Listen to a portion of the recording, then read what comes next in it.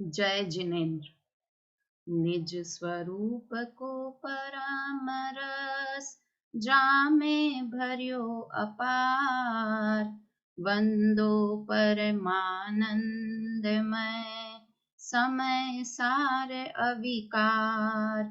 कुंद कुंद मुनि चंद्रवर, अमृत चंद्र मुनि।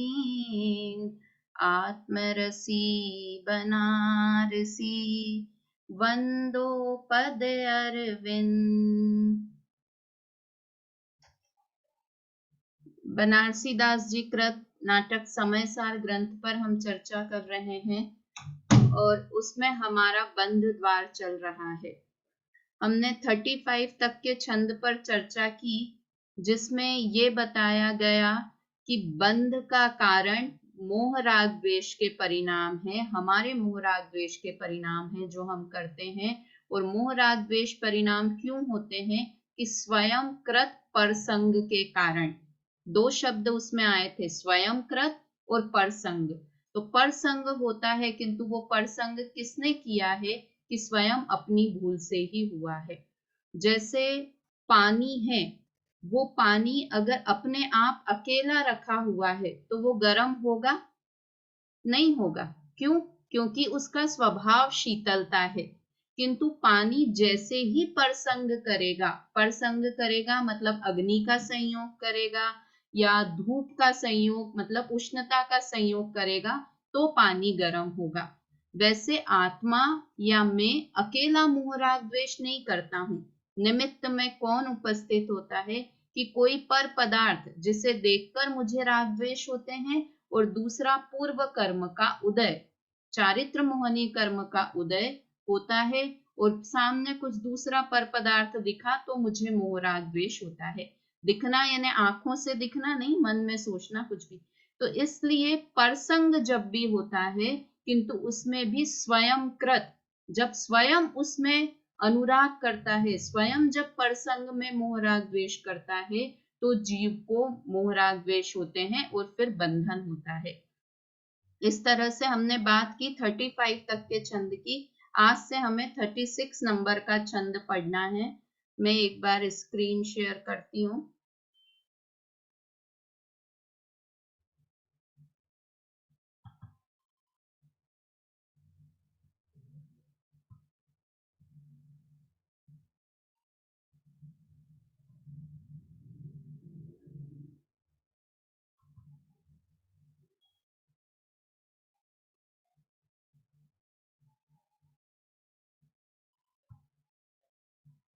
जो आज हमारी चर्चा चलनी है वो ये है कि समझिए, हम जैन धर्म का जो मुख्य सिद्धांत है, जिसके लिए सारे ग्रंथों की रचना हुई है, वो चीज आज हम पढ़ने वाले हैं कि सारे इतने ग्रंथ क्यों लिखे गए हैं, है ना, उन सब का सार क्या है। तो वो सार 35 और 36 नंबर का छंद है, वो हम पढ़ते हैं। जड़ और चेतन की पृथकता। पहला दोहा है, हम एक साथ बोलते हैं। चेतन लक्षण आत्मा, जड़ लक्षण तन जाल। तन की ममता त्यागी के, लीजे चेतन चाल। क्या लिखा? जड़ का, चेतन का लक्षण क्या है, आत्मा का लक्षण क्या है। दो शब्द होते हैं, एक चेतन और एक चेतना। चेतन शब्द किसके लिए प्रयोग होता है? आत्मा के लिए।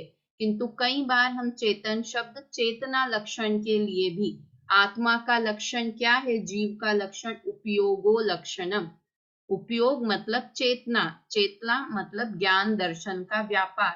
तो यहाँ पर तीन शब्द आए हैं, चेतन, लक्षण और आत्मा। आत्मा अर्थात मैं। हमने ये बातें सुनी बहुत बार है, किंतु कभी भी उस पर अमल नहीं किया, ऐसा माना नहीं, इसलिए हम इस छंद को बहुत आराम से लेंगे। आत्मा अर्थात मैं। लक्षण मतलब क्या होता है कि जो कभी हमेशा लक्ष्य के साथ में रहे, लक्ष्य से कभी भी अलग नहीं हूं। तो मेरा लक्षण क्या है? आत्मा मतलब मैं। मेरा लक्षण क्या है? जानना और देखना, है ना। एक तो लक्षण उसे भी कहते हैं कि जो लक्ष्य के अलावा दूसरी चीजों में नहीं हो। जैसे जानने वाला लक्षण है वो सब जीवों में तो है, किंतु जीव के अलावा बाकी किसी भी द्रव्य में नहीं है। पुद्गल में कभी भी ये मोबाइल कुछ जानता है? हमको क्या लगता है मोबाइल सब जानता है? नहीं जानता है। इसको बनाने वाला, जानने वाला तो जीव है। हमको लगता है गूगल सब कुछ जानता है, वो तो जड़ है, जैसा उसमें फीड कर दिया वैसा वो जानता है। तो जानने का लक्षण क्या है? हमको तो आजकल सबसे ज्यादा, पूरी दुनिया में सबसे ज्यादा ज्ञान, सब कुछ कौन जानता है? तो हम सर्वज्ञ तो भूल ही गए हैं। कौन जानता है सब कुछ? कि गूगल जानता है। गूगल पे ढूंढ लो तो सब कुछ पता चल जाएगा, सब कुछ जानता है गूगल। अरे भाई, गूगल तो वो जानता है जो उसमें फीड किया हुआ है। तो फीड करने वाला कौन है? कि जीव है, जिसने उसमें सब कुछ डाला है। तो वो तो रिकॉर्डेड है, जैसा रिकॉर्ड किया हुआ है वैसा वो बोलता है। तो लक्षण किसका? आत्मा का लक्षण क्या है? जानना। और मेरा जानना लक्षण कब खत्म होगा? कि कभी भी खत्म नहीं होगा। कभी भी खत्म। 24 घंटे में 1 मिनट तो ऐसा होता होगा कि जब मैं जानने देखने का काम नहीं करूं। कि 1 मिनट भी ऐसा नहीं होता है कि मैं जानने देखने का काम नहीं करूं। बहुत गहरी नींद में हूं, कोमा में कोई व्यक्ति हो, जान देख रहा है या नहीं? वो भी जानता देखता है, वो उसको रिएक्ट नहीं कर पाता है। निगोदिया जीव जो इतना सूक्ष्म है, एक श्वास में 18 बार जन्म जाता है और मर जाता है, वो जानता है या नहीं जानता है? वो भी जानता है। अगर जाने नहीं तो निगोद से निकलकर त्रस पर्याय में आए नहीं, है ना? वो जानता है, परिणाम करता है, सब कुछ करता है। तो इसलिए मेरा लक्षण चेतना है। चेतन मतलब ज्ञान दर्शन, हमेशा ज्ञान दर्शन वाला मैं हूं। सुना तो बहुत बार है इस बात को। कब से सुन रहे हैं? कि जब से बाल पोथी पढ़ी थी, बाल बोध भाग 1 भी नहीं, उससे भी छोटा। मैं जीव हूं, ज्ञान मेरा गुण है, जानना मेरी पर्याय है। पहला दूसरा पाठ ही था ये वाला। पर कभी माना कि मैं जीव द्रव्य हूं और मैं ज्ञान करता हूं? हम सब कुछ करने को तैयार हैं, मानने को तैयार हैं, किंतु ये नहीं मान पाते हैं कि मैं जानने वाला हूं। मैं करने वाला नहीं हूं, जानने वाला हूं। तो यहाँ पर यही एक छोटी, बस ये इतनी सी लाइन कर ली ना, चेतन लक्षण आत्मा, तो समझो हमारा उद्धार हो गया। मेरा लक्षण जानने का है, मैं जानने के अलावा कुछ और कार्य करता ही नहीं हूं। स्टोपदेश ग्रंथ है एक, उसमें एक गाथा आती है। देह जुदा पुद्गल जुदा, यही तत्व का सार, बाकी जो व्याख्यान है याही का विस्तार। मतलब पूरी जिनवाणी सिर्फ इतना सा बताना चाह रही है कि देह अलग है और आत्मा अलग है।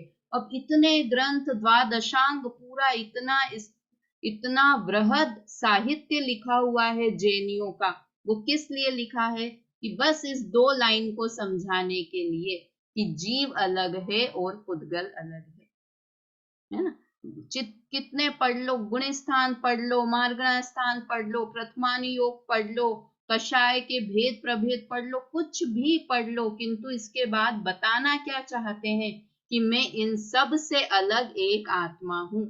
मैं गुणस्थानों से पार हूं। गुणस्थान तो पर्याय मात्र है, मैं गुणस्थान नहीं हूं, है ना?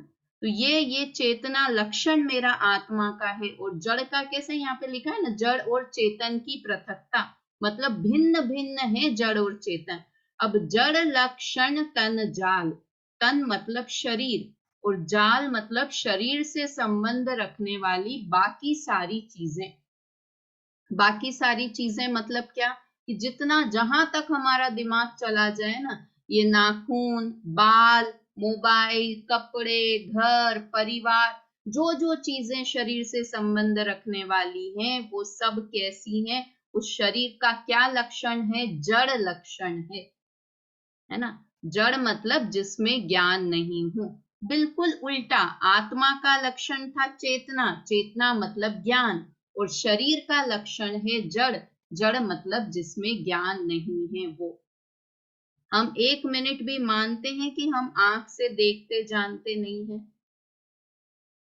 ये जड़ है, ये इंद्रियां है, ये तन है, जड़ है, और इसका लक्षण क्या है कि ये जान नहीं सकती है।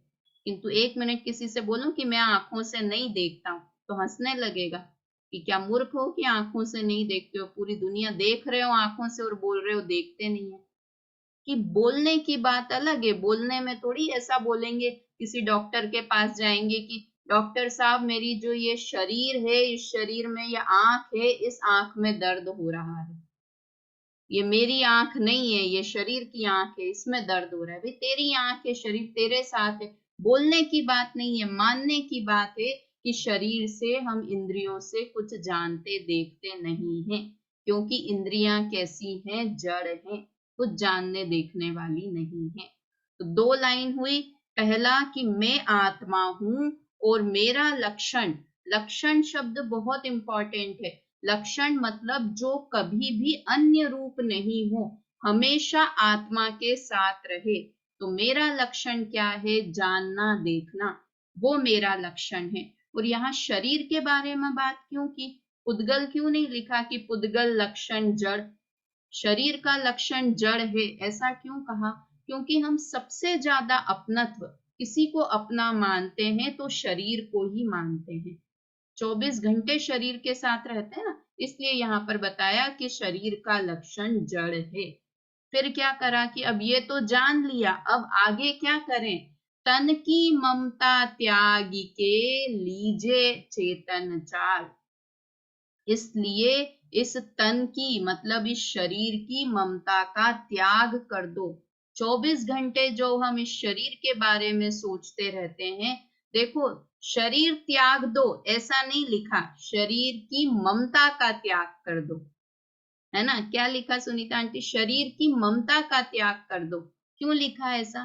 क्योंकि शरीर तो हमारा है ही नहीं, हम छोड़ना चाहें तो भी इसका त्याग नहीं कर सकते। त्याग कर सकते कि जब तक कर्म का उदय, नाम कर्म का, कोई ना कोई शरीर तो हमें रहेगा ही। किंतु देखो ये बहुत बार आता है कि ये सारे संयोग और शरीर तुम्हें छोड़ दें, उससे पहले तुम इनसे स्नेह छोड़ दो, है ना? शरीर मृत्यु आए और शरीर छूटे, उसके पहले तुम ये शरीर मेरा है ऐसा राग करना छोड़ दो। तो क्या फायदा होगा कि जब ये छूटेगा ना तो तुम्हें दुख नहीं होगा, है ना? जैसे हम ट्रेन में जा रहे हों और हम बॉम्बे पहुंचने वाले हों, आधे घंटे की देरी है, तो अब क्या होता है, हम अपना लगेज वगैरह इकट्ठा करने, बोरीवली उतरना है तो सब पहले से लाइन वाइन लगाना शुरू कर देते हैं। अब हमने क्या मान लिया कि ये छूटने ही वाला है, ये मेरा नहीं है, अब कोई और आके इस सीट पर बैठ जाएगा। तो वो आखिरी के आधे घंटे कोई और उस सीट पे आके बैठता है तो हमें परेशानी होती है कि नहीं होती? कि अब तो ये छूटने मेरा है नहीं, जब से ऐसे मान लिया कि ये मेरा नहीं है तब से फिर हमें कोई परेशानी नहीं होती है। और जब हम स्टार्टिंग में बैठते हैं ट्रेन में तब क्या मानते हैं, ये मेरी है, मेरी है, तो कोई आके साइड में भी बैठ जाएगा ना तो भी भाई साहब मुझे पैर लंबे करने, आप यहाँ से हट जाओ, अपना मानते रहेंगे तब तक। और जहां अपना मानना छोड़ देंगे तो फिर कोई आके बैठे कुछ करे, हमें दिक्कत नहीं होती है। तो ऐसे ही शरीर को अपना मानते रहेंगे तब तो मृत्यु होगी तो डरेंगे, घबराएंगे कि कोई मुझे बचा लो, मुझे मरना नहीं है, कैसे गिड़गिड़ाने लगेंगे, थोड़ा सा और जी जाऊं, कुछ उपचार हो जाए, कुछ चमत्कार हो जाए, मैं बच जाऊं। तो इसलिए कहा कि सबसे पहले शरीर की ममता को छोड़ दो। और क्यों छोड़ दो? क्योंकि उसका लक्षण अलग है और मेरा लक्षण अलग है। मैं जानने वाला हूं और शरीर जड़ है, इसलिए शरीर की ममता को छोड़ दो। लीजे चेतन चाल, और अपने चैतन्य को ग्रहण करो, अपनी आत्मा को, जो ज्ञान स्वरूपी आत्मा है, उसे ग्रहण करो। ऐसी बात यहाँ पर कही। पढ़िए इसका अर्थ, पढ़िए सुनीता आंटी। आत्मा का लक्षण चेतना है और शरीर आदि का लक्षण जड़ है। सो शरीर आदि से ममत्व छोड़कर शुद्ध चैतन्य का ग्रहण करना उचित है। हाँ, जो मेरा नहीं है उससे ममत्व को छोड़ दें और जो मेरा है उसे ग्रहण कर लें। ग्रहण क्या कर ले, कहीं लेने भी नहीं जाना है, मैं आत्मा हूं ऐसा मानना शुरू कर दें। शरीर मेरा नहीं है ऐसा मानना छोड़ना, इसी का मतलब है शरीर को छोड़ दिया। और आत्मा मैं हूं ऐसा मानना शुरू करना, इसका मतलब ही है कि आत्मा को ग्रहण कर लिया। ठीक है, चलिए अगला छंद हम पढ़ते हैं। 37 नंबर का छंद है। इसमें भी इसी बात को वापस बता रहे हैं कि शरीर कैसा है और आत्मा कैसा है। सवैया 23 है, आत्मा की शुद्ध परिणति। जो जग की करनी सब ठानत, जो जग जानत जोवत जोई। देह प्रवान पे देह सो दूसरो देह, अचेतन चेतन सोई। देह धरे प्रभु देह सो भिन्न, रहे पर छन्न लखे नहीं कोई। लक्षण वेदि विचक्षण बूझत, अक्षण सो पर तच्छन होई। ना, क्या लिखा है यहाँ पर, जो जग की करनी सब ठानत, जो जग जानत जोवत जोई। किसके लिए है ये दो लाइन? शरीर के लिए लिखा है कि जो जगत की सब क्रियाओं को करता है। जो जग की मतलब जगत की, करनी मतलब काम करता है, सब ठानत क्रिया सब करता है, वो कौन है? कौन है आरती जी जो जगत की सब क्रियाएं करता है? शरीर है कि आत्मा है? आत्मा के बारे में बात कर रहे हैं, जीव के बारे में। तो अभी तो हम कहते हैं कई बार तो कि हम एक आंख की पलक भी नहीं झपक सकते, मोबाइल इधर से उधर उठा के नहीं रख सकते, एक पेंसिल को भी हिला नहीं सकते। और यहाँ पे तो लिखा है कि जो जगत की सब क्रियाएं करता है, आत्मा की बात चल रही है। तो ये व्यवहार नय का कथन है। व्यवहार से ऐसा कहा जाता है कि मैंने ये पेंसिल को उठा के, असद्भुत व्यवहार नय, जो कि बहुत दूर का व्यवहार नय है, सत्ता में भी नहीं है, किंतु समझाने के लिए मैंने चाय बनाई। तो किसी को बताना है तो ये बताने के लिए भाई कि मेरे बच्चों ने चाय नहीं बनाई है, मैंने बनाई है ना, इतनी चीज बताने के लिए हम व्यवहार का कथन करते हैं। तो यहाँ पर लिखा जो जग की करनी सब ठानत। नीचे यहाँ फुटनोट में लिखा भी है कि जगत की करनी मतलब क्या? चतुर गति में गमन करना, राग द्वेष आदि करना, ये सब कौन करता है? कि जीव करता है। ऐसा व्यवहार नय से कहा जाता है कि संसार में परिभ्रमण भी जीव करता है। जो जग जानत जोवत जोई, ये निश्चय नय का कथन है, ये वास्तविक कथन है कि क्या? कि जो जगत को जानने देखने वाला है।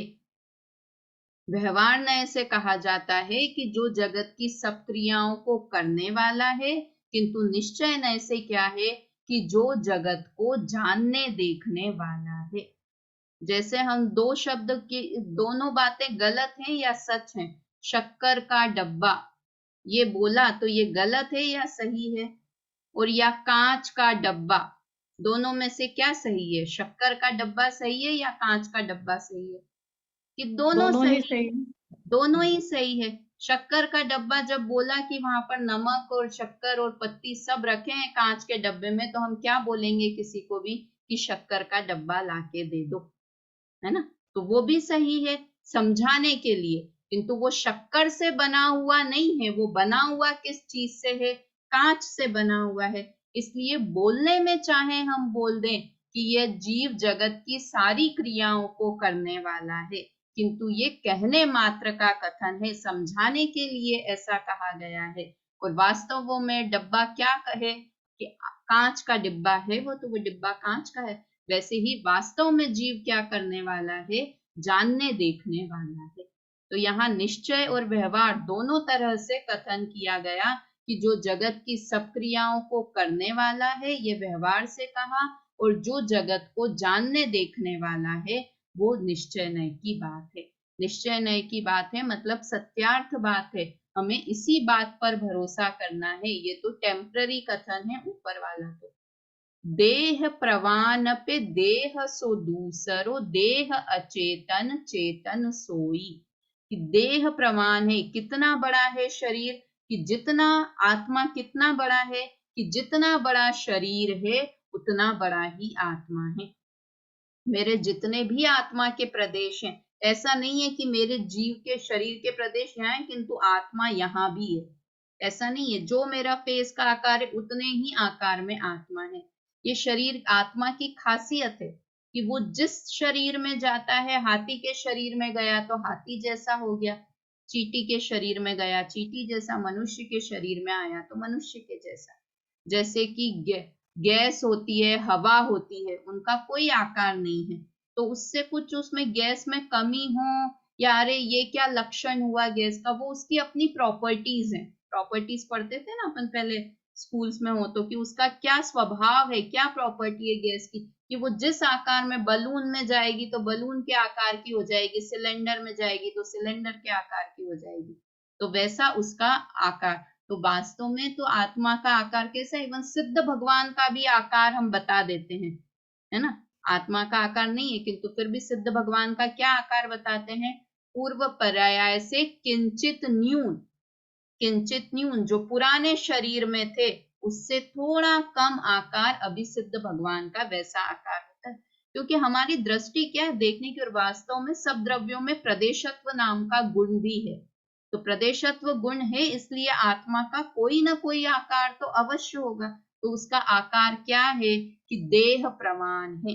ये बताने से क्या फायदा हुआ कि हम आत्मा को ढूंढने जाएंगे कि आत्मा कहाँ पर है, आत्मा कहाँ पर है, तो हम कहीं इधर उधर किताब में आत्मा को ढूंढने लगे, भगवान में आत्मा को ढूंढने लगे, जिनवाणी में आत्मा को ढूंढेंगे, तो कहा क्या कहा कि जिस शरीर में तुम हो ना उसी शरीर में आत्मा है ना। तो यहाँ क्या लिखा कि कितना बड़ा है, देह प्रमाण जितना है, किंतु फिर भी कैसा है, देह से भिन्न है। जो हमारे किचन में हम सिलेंडर रखते हैं तो सिलेंडर अलग है और उसमें जो गैस भरी हुई है वो अलग है। वो गैस खत्म हो जाती है तो हम सिलेंडर वाले को फोन कर देते हैं कि भाई दूसरा सिलेंडर दे जा। दो अलग अलग चीजें हैं। वैसे ही ये शरीर है वो अलग चीज है और शरीर के अंदर ही एक आत्मा है, वो आत्मा में हूं। देह अचेतन चेतन सोई। वापस बताया कि देह कैसा है, जड़ है, अचेतन है, और जीव कैसा है, चेतन है, चेतना लक्षण वाला है। देह धरे प्रभु देह सो भिन्न। देह धरता तो है, देह धारण तो करता है आत्मा, किंतु प्रभु शब्द यहाँ किसके लिए लिया, भगवान के लिए नहीं लिया है, आत्मा के लिए लिया है कि हम प्रभु यानी भगवान देह से भिन्न है और मैं तो देह से सहित हूं, कि अभी मैं इस समय भी शरीर में रह रहा हूं किंतु शरीर से अलग हूं। प्रभु यहाँ पर्यायवाची भगवान के लिए नहीं कहा है, आत्मा के लिए कहा है ना। अभी भी गैस अलग है और सिलेंडर अलग है, रह साथ में रहे हैं, वैसे ही ये मेरा आत्मा शरीर के साथ में रह रहा है किंतु फिर भी शरीर से अलग है। देखो मनीष जी ऐसा भी बहुत अच्छा उदाहरण देते हैं कि हम कहीं भी बैठे हों, कितनी भी दूर बैठे हों और हमारे घर में कुछ सामान रखा हो, मैं अमेरिका बैठी हुई हूँ तो अब मुझे मेरे घर की अलमारी में सामान रखा है, तो क्या मैं अमेरिका से इंडिया आई तो इंडिया में भी कहाँ है वो आपका सामान, कि इंडिया से भी जयपुर में आओ, जयपुर में भी कहाँ है मेरा वो सामान, कि जयपुर में बापू नगर में है। तो इतने बड़े बापू नगर में है कि बापू नगर में भी नहीं, वो जो मैं जिस बिल्डिंग में रह रही हूँ लैंडमार्क बिल्डिंग उसमें है, तो पूरी बिल्डिंग में है कि पूरी बिल्डिंग में भी नहीं है, मेरे घर में है, तो मेरे घर में है कि मेरे घर भी नहीं, मेरे कमरे में है, मेरे कमरे में है कि कमरे में भी नहीं, कमरे में जो अलमारी है उसमें है, पूरी अलमारी में है कि पूरी अलमारी में भी नहीं है, अलमारी में जो लॉकर है, लॉकर में एक रेड कलर की मखमल की डिब्बी है और उसके अंदर मेरा ज्वेलरी रखी हुई है, मेरा डायमंड का सेट रखा हुआ है। तो इतनी सारी चीजें, कि इतनी सारी चीजें बताई कि मैं इसमें नहीं हूँ, इसमें नहीं हूँ, इसमें नहीं हूँ।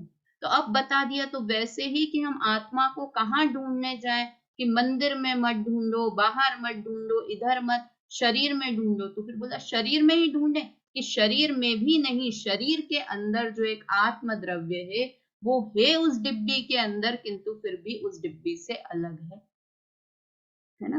देह धरे प्रभु देह सो भिन्न, देह धारण तो करता है किंतु देह से भिन्न रहता है। रहे पर छन्न लखे नहीं कोई, तो दिखाई क्यों नहीं देता है? क्योंकि वो ढका हुआ है। कोई चीज ढकी हुई हो और हमें वास्तव में क्या आदत हो गई है कि हम उसे ही सत्य मानते हैं, उस पर ही भरोसा करते हैं जो हमें दिखाई देता है। ये हमारी सबसे बड़ी गलती है ना। आत्मा हमें दिखाई नहीं देता है, इसलिए हम आत्मा को मानने को तैयार ही नहीं होते, आत्मा पर ध्यान ही नहीं जाता है। कई बार ऐसा लगता है अगर आत्मा दिखता होता ना तो सम्यक दर्शन करना बहुत आसान हो जाता है ना। क्योंकि हमको जो जो चीजें दिखती रहती है तो वो तो हम स्वभाव बदल नहीं सकते कि आत्मा का लक्षण ही है कि वो अरूपी है, उसका लक्षण ही अरूपी है, तो हम कहाँ से उसमें रूप ला सकते हैं। किंतु ऐसी बात नहीं है कि जो आंखों से दिखता है वही सत्य होता है। अभी अपन बार बार सिलेंडर और गैस का उदाहरण दे रहे हैं ना। गैस कभी देखी आपने कहाँ दिख रही है, उड़ती हुई दिखती है गैस? नहीं दिख रही है, किंतु फिर भी भरोसा करते हैं ना कि गैस होती है। वो सिलेंडर खाली हो जाता है, गैस निकल जाती है, फिर हमारा गैस लाइटर से भी चालू नहीं होता है स्टोव, क्योंकि वो निकल गई है गैस। तो ऐसे ही हमें आत्मा दिखाई नहीं दे, किंतु अगर हम अनुभव करेंगे तो आत्मा हमें समझ में आएगी।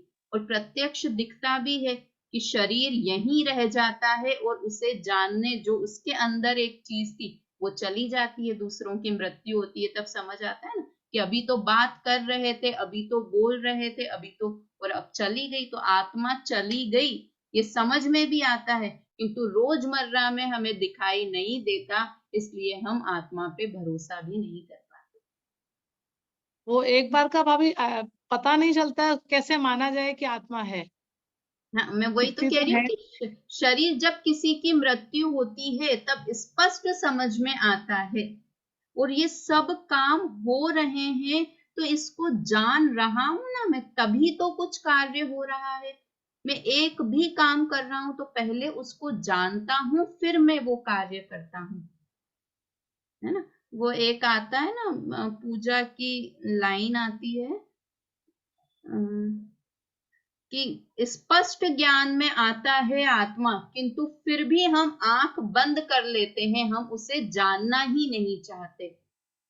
अरे आ बाल सभी गोपाल, सुलभ सबको चिन्मय अभिराम, किंतु पर सत्ता में प्रतिबद्ध कीर मरकट सी गहल अनंत, अरे पाकर खोया भगवान, न देखा मैंने कभी बसंत।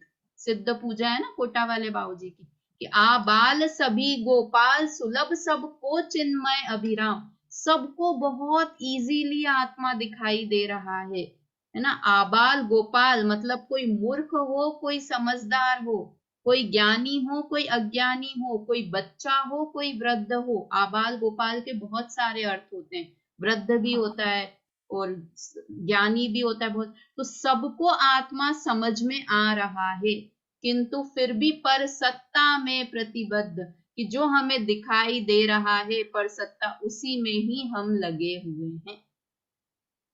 जानने में आ रहा है किंतु फिर भी आंख पर पट्टी लगा ली है, मतलब मैं जानने वाला हूं। और क्या हम क्या चाहते हैं, मेरे को कई बार ऐसा भी लगता है कि हम दो काम करना चाहते हैं, कि मैं जान भी लेता हूं और मैं कर भी लेता हूं, दोनों काम कर लेता हूं, कि मैंने जाना मैं चाय बनाऊं और मैंने चाय बना भी ली, तो मैं बहुत महान हूं क्योंकि मैं दोनों काम कर लेता हूं। तो कर लेता हूं मैं दोनों काम कि नहीं, सबके काम बटे हुए हैं। ये पुद्गल का काम है चाय बनना, और जानना काम जीव का है। अब हम होशियार ज्यादा हैं, डबल होशियार हैं, तो हमको लगता है कि हम दोनों काम कर लें, जान भी लें और कर भी लें। किंतु एक बार सिर्फ ये करके देखो कि मैं जानता ही हूं, ऐसा करके देखो, तब भी देखना कि चाय बनती है या नहीं बनती है ना। उसकी बनने की योग्यता होगी तो बन जाएगी, और तुम कितने आनंद में रहेंगे, हम कितने आनंद में रहेंगे जब हम ये जानने लगेंगे कि मैं इस चाय को जानने वाला हूं। तो ये यहाँ पर इस चीज में भी थोड़ा प्रैक्टिकल करने की कोशिश करें कि दिन भर ये विचार करें कि ये काम हो रहा है, मैं इसको जान रहा हूं या कर रहा हूं, मैं इसको जान रहा हूं या कर रहा हूं। तो यहाँ लिखा है कि रहे पर तच्छ लखे नहीं कोई, कि देह में और प्रत्यक्ष वो ढका हुआ है इसलिए दिखाई नहीं देता है। और किसे दिखाई देता है?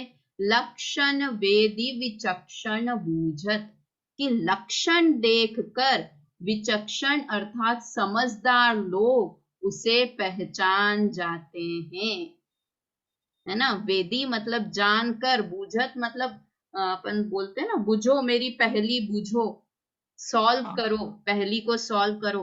तो ये जो समझदार ज्ञानी पुरुष होते हैं, समझदार पुरुष होते हैं, वो लक्षण देखकर तुरंत पहचान जाते हैं। जैसे होता है कि नहीं, ठंडी हवा आती है तो हम क्या समझ जाते हैं कि आसपास में कहीं बारिश हुई है, इसलिए अभी 2-4 दिनों से ठंडी हवा आ रही है। तो हमको बारिश दिखाई तो नहीं दी कि वहां पर बारिश हुई है, यहाँ से 100 किलोमीटर की दूरी पर बारिश हुई है, किंतु फिर भी हम कैसे पहचान जाते हैं? कि लक्षण देखकर, कि ठंडी हवा आ रही है, इसका मतलब है दूर कहीं बारिश हो रही है। तो ये ज्ञान हो रहा है, इसका मतलब है ये ज्ञान करने वाला भी कोई द्रव्य है। ज्ञान हमें आत्मा दिखाई नहीं दे रहा है, किंतु ज्ञान तो समझ में आ रहा है ना बेला भाभी। बिल्कुल ही ऐसा है कि न हमें आत्मा भी दिखाई नहीं दे, ज्ञान भी समझ में नहीं आए, तो बात है। तो हमें नहीं दिखते हुए भी हम समझ रहे हैं कि वहां पर बारिश हुई है, इसलिए आत्मा नहीं दिखते हुए भी हम ये पता कर सकते हैं कि ये ज्ञान जहां से आ रहा है, तो निश्चित ही कोई ऐसा स्थान है जहां पर ज्ञान भरा हुआ है, जिसमें से ज्ञान ज्ञान ज्ञान ज्ञान ज्ञान की प्रतिपल उठे तरंग, झांकता उसमें आत्म राम। ज्ञान ज्ञान ज्ञान ऐसा प्रति समय हो रहा है ना, तो उससे समझ जाओ कि ये ज्ञान जहां से निकल रहा है, ऐसा निश्चित ही कोई एक स्थान है। और वो स्थान क्या है? आत्म द्रव्य है, वो आत्मा में ही हूँ। मुझ में इतना ज्ञान भरा हुआ है कि रोज प्रतिदिन ज्ञान ज्ञान निकलता रहे ना, फिर भी खाली नहीं होता है वो ज्ञान। कब खत्म हो जाएगा ज्ञान? 80 साल के हो जाएंगे तो ब्लैंक हो जाएंगे कि नहीं होंगे? अगले भाव में जाएंगे, वहां भी ज्ञान है ना। तो लक्षण देखकर, यहाँ कितना अच्छा शब्द, लक्षण वेदी विचक्षण बूझे। हमें आत्मा आज दिख रहा है, ना कल दिखाई देगा, ना हम समूह शरण में भगवान के पास विदेह क्षेत्र में चले जाएंगे तो भी आत्मा दिखाई नहीं देने वाला है। क्यों नहीं दिखाई देने वाला है? क्योंकि उसका रूपी स्वभाव ही नहीं है, वो दिखाई तो कभी भी नहीं देगा। हमको सम्यक दर्शन आज करें या हम 10 साल के बाद करें या अगले भव में करें, तब भी करना इसी परिस्थिति में पड़ेगा। किस परिस्थिति में? कि आत्मा दिखाई विखाई कुछ देगा नहीं तुम्हें। कैसे आत्मा को पहचानना पड़ेगा? कि उसका लक्षण देखकर आत्मा को पहचान लो। तो क्या लक्षण बता रहे हैं सारी चीजों में? कि जो जानने वाला दिख रहा है ना, समझ जाओ कि बस वो ही आत्मा है और वो ही मैं हूं। तो ये लिखा, लक्षण वेद विचक्षण बूझे, अक्षण सो पर तच्छन हुई। अच्छन सो मतलब इंद्रियों से तो वो कभी भी दिखाई नहीं देगा। तुम कितने सारे वो माइक्रोस्कोप लगा लें, कितने सारे साइंटिस्ट लोगों ने बीच में किए थे ना सारे प्रयोग, कि भाई वो जब कोई किसी इंसान की डेथ होती है तो वो एक कांच की पेटी, 2 कांच की पेटियों में रख दे और बिल्कुल एयर टाइट कर दी कि अब निकल के दिखा दे आत्मा यहाँ से। तब भी आत्मा मरण हुआ तो क्या हुआ? शरीर यहीं रह गया और आत्मा निकल गई। तो कितनी कांच की पेटियों में डाल दिया कि वो है ही नहीं, किसी के रोके रुकेगा नहीं और अरूपी चीज है, आप उसे देख पाएंगे नहीं। किंतु कैसे समझ पाएंगे? कि उसका लक्षण है, ज्ञान लक्षण से वो जाना जाएगा।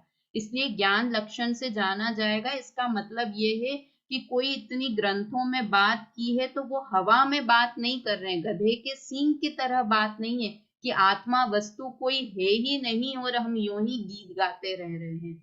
आत्मा वस्तु है और उसका लक्षण जानना है, और वो जानना प्रतिक्षण हो रहा है ना। ये बहुत मतलब वास्तव में तो जितने हम प्रवचन सुनते हैं, जितनी पाठशालाएं लेते हैं, उन सब का सिखाना एक ही बात है वो सब एक ही चीज के लिए सुनते हैं कि मैं आत्मा हूं और मेरा लक्षण ज्ञान है। तो ये क्लास आज की बहुत इंपॉर्टेंट है, ऐसा नहीं कि बहुत सरल ये बाल पोथी में पढ़ी हुई क्लास है। जब तक मान नहीं ले आत्मा हूं मैं, तब तक ये सुनते रहें कि मैं आत्मा हूं और मेरा लक्षण ज्ञान करना है। मैं जानता हूं, सब चीजों को जानने देखने वाला हूं मैं, और ये कोई छोटी चीज है। हमको लगता है कुछ नहीं करते हैं इसलिए हम तो कुछ यूजलेस हो गए। अरे ज्ञान करते हो, इससे बड़ी और क्या चीज हो सकती है।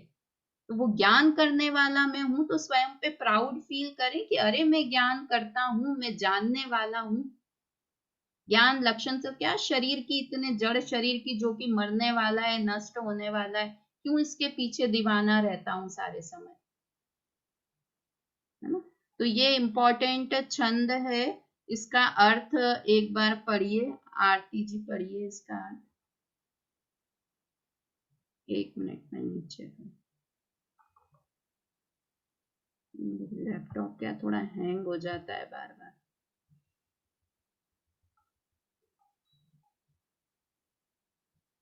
हाँ पढ़िए आरती जी। जो संसार की सब क्रियाएं करता है, जो जगत को जानने देखने वाला है, जो शरीर के बराबर रहता है पर शरीर से पृथक है, क्योंकि शरीर जड़ है और वह चैतन्य है। वह प्रभु आत्मा यद्यपि देह में है पर देह से निराला है। वह ढका हुआ रहता है, सबको दिखाई नहीं देता। ज्ञानी लोग लक्षण आदि से उसे पहचानते हैं। वह इंद्रिय गोचर नहीं है। हाँ, इंद्रियों से तो दिखाई नहीं देने वाला है आत्मा, और इसलिए हमें जब भी करना है कि ज्ञान अनुभव से, इसलिए बोलते हैं ना अनुभव गोचर कुछ नाम नहीं।